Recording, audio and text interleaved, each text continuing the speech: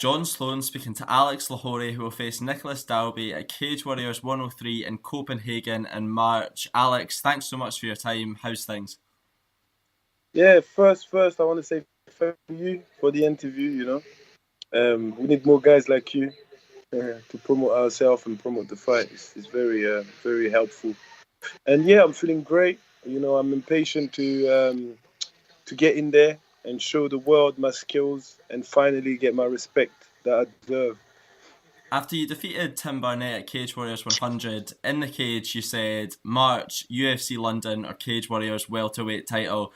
You now have an interim title shot, which is essentially just a contractual guarantee that if you win the fight, you will be the next person to face Ross Houston for the title. Satisfied? Yeah, that's good. That's what I want. That's why I signed for them. I told them straight away that if I sign for you guys, the title has to be within the fight contracts. And yeah, that's what they're offering. So I'm happy. I'm grateful that they're giving me this opportunity, and I'm not gonna disappoint them. Talking about Cage Warriors 100, you had a fantastic first round victory over Tim Barnett. You made it look very easy, probably easier than anyone has. It's defeated Tim Barnett in his career, amateur through to the pros. What was camp like going into that fight? You wanted a name, you got a name, former BAMMA lightweight champion, and did you expect to dismantle him with such ease? Um, you never expect a fight to go that easy. But you may always make sure that I always make sure that I'm always, fully ready and I know my opponent really well. And yeah, it's what we anticipated. We knew that he was going to stand up and strike and think that his striking was better than mine. A lot of people, underestimate my striking. And yeah, he worked out the right way for us and everything we worked on worked. So yeah, that's good. Is there any disappointment on your end that you won't be on that UFC London card? I mean, did you think that there was a chance that you might get the call up? Well, maybe, but not disappointed because all I want is stay active. I don't care if it's in the UFC. Obviously, UFC is always the goal, but as long as I can perform and fight, I'm happy. Now you fight Nicolas Dalby. When Philip Malpeter faced Nicolas Dalby at Cage Warriors 100, he was quite insistent coming in that he thought Dalby was a tougher test than the champion Ross Houston. To what extent would you agree with that statement? And this seems like the kind of fight that would get Alex Lahore's blood pumping. Yeah, that's a 100%, 100% fight. Nicolas Dalby is much more experienced than Houston. Houston only fought guys within Cage Warriors. He's never, fought anyone out of the Cage Warriors platform. So, it's a good fight. And obviously, like I said, Dudley is very experienced. He was on a 14-fight win streak before losing to Darren Till, drew Darren Till. That's the kind of fights I want. I'm experienced as well myself, as you guys know, as you guys seen. Most of my fights are on YouTube. But I've been put under the radar for a long time, so it's time for me to come back to the light. Completely. I noticed that your fight with Terry Brazier on YouTube, the BAMMA footage, that reached 1 million views last week, and it seems like it's a fight that you continue to reference on social media. Is that still a fight that just eats away at you? Yeah, because this fight, I didn't lose that fight. It's a lot of people were saying I lost the fight due to takedowns, but when you look at the fight, the takedowns were there, but nothing happened from the takedowns. I was the more aggressive. I was the one that was creating the fight. That was the one that was aggressive and the one that was throwing the most significant shots. And I was the champion. So to beat a champ, you need to beat the champ. You can't beat the champ on a split decision, especially after the champs defended the belt already once as well. And also, it was a 3-round fight for a world title. Where I think that's at the level that we was at, it's wrong. It should be a 5 minutes round, and yeah, it's a fight that I think I haven't lost, and life is life is like that sometimes. You just have to carry on and move forward, and that's exactly what I did. Since then I've had another 4 fights, and Terry Brazier has not had none. I think he's got one coming up next week, and that's about it. So that's it. Yeah, I mean, I was watching your career chronologically in preparation for this in terms of the interviews you've done, and it seems like as your career's progressed, the UFC has been more and more increasingly on your lips. Was there a time where maybe UFC wasn't the end goal? You fought under the Bellator banner, and will Alex Lahore be satisfied if he never makes it to the UFC? I don't know. I don't know if I'll be satisfied. Obviously, I want to be with the best. So if I don't make it to the UFC, then there's other options there. But my goal is there. So I don't see why, if when I keep carry on winning, I don't see why I shouldn't have my space or my place with the best of the best out there. And yeah, that's the goal. But you never get disappointed. You take what life gives you. First of all, I shouldn't even be where I am at the moment. Been only fighting for about 6 years. Started straight away from MMA, and yeah, didn't come from a big gym. I don't have gyms around me to help me train.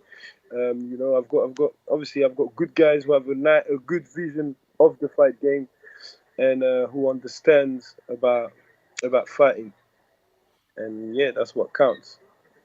Going over to Copenhagen, Dalby's a superstar over there. Going into the Lions Den, which is something that's not new to you. You've done it before in your career. How do you feel about that? Because it seems when I hear you speak that would add something to you, a certain kind of intensity and drive. Yeah, I love that, man. That's what I love. To be fair, I'm never at home. The only time I'll be at home is when I fight in Ivory Coast.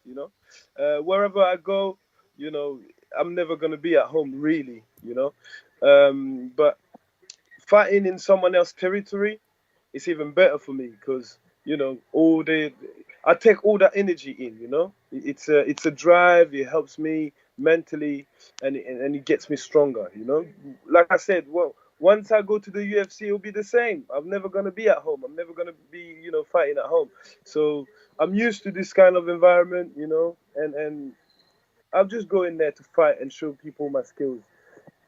Fighting in someone else's territory will bring me more fans, more recognition. People are going to recognize me more and recognize what I do, and that I should be with the best fighters in the world. I think after Cage Warriors 100, Ross Houston said something to the effect of Dalby versus Lahore, and I'll smash the winner at Cage Warriors Scotland. Seems like you'd be open to coming up here to take the belt from Ross. He wishes. He's not the one that decides. I told him before, whatever Cage Warriors wants me to do, that's what I'll do. If they want us to fight in Scotland, I'll go in Scotland.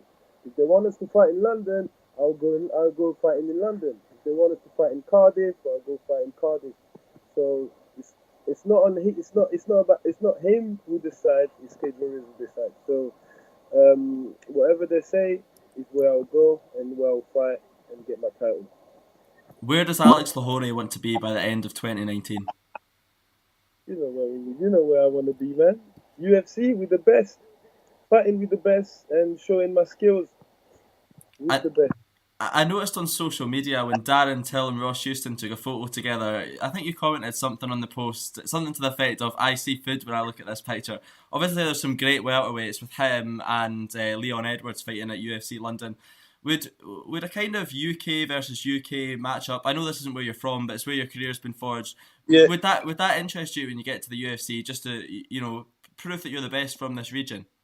I'm more of a team player, I don't like to really fight against people who are from your area or from where you're from, It should be more of a team thing, There's so many guys out there who they can fight. I don't really understand when they start, fighting against each other, and, they should be teaming up, making, getting the UK, the whole of the UK together, fighting the Americans or the Russians, then that will make the sport bigger. And that will make, obviously, them bigger as well. Because, obviously, if the team up, you know, if you look at the back in the days when Dan Hardy was fighting, Ross Pearson, they were all teaming up. They were all together. They were never, you know, fighting each other and stuff. They were teaming up to make the UK MMA big. But nowadays it's all gone different because of obviously the McGregor era, where everyone is trying to create a hype on social media and then fight each other. I'm not really onto that, you know. I'm more of a team player.